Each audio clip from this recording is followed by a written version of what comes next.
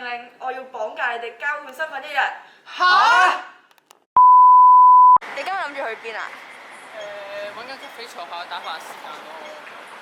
你係咪好耐冇出過街？我差唔多2年冇出過街，除咗返學。咁平時屋企就淨係打機。咁梗係啦，仲會做啲乜嘢啊？咁點解你唔出街嘅？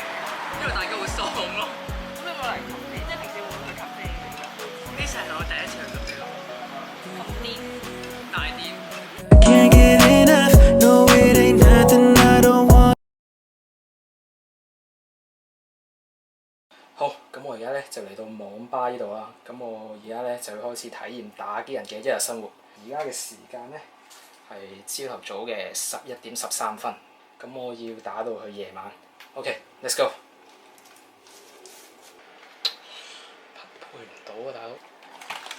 哇！咁樣，喂！唔好打！黐線！ Take it easy, you don't ask for too much. Fall deep into your eyes, on my mind. I can't get enough of you. I'll show you what I mean when I tell you I don't need no one. There's nobody with the way you can do it for me. 而家嘅時間係4點鐘啦，我已經打咗成差唔多4個幾鐘，差唔多5個鐘頭。我想話我隻眼好攰咯，我想話而家隻眼超攰，我可能要唞一唞先繼續打落去，因為我仲有幾個鐘頭要打。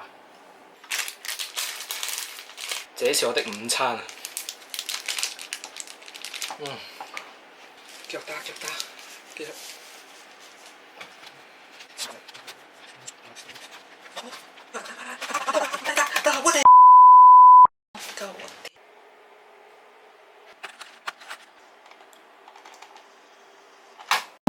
With a body so hypnotizing, how dangerous you remind me.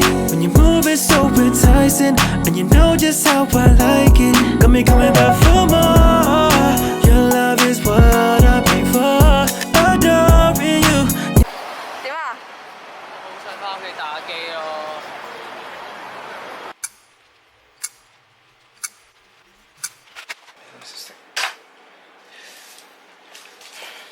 好，而家時間咧係夜晚7:43。哇，終於完啦！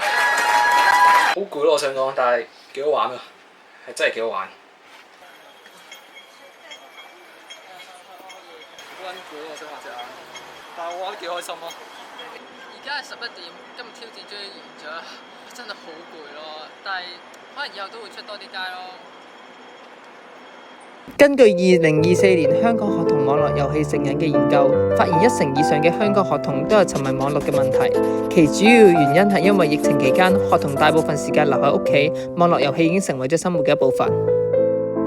另外，2023年港專同埋中大嘅研究，31.8% 嘅受訪學生連續玩網絡遊戲5個鐘頭或者以上，令到佢哋睡眠不足、成績下降，甚至精神健康出現問題。喺新聞報導同埋社會影響之中，近年來青少年沉迷網絡不但只影響個人健康，更加涉及咗法律問題。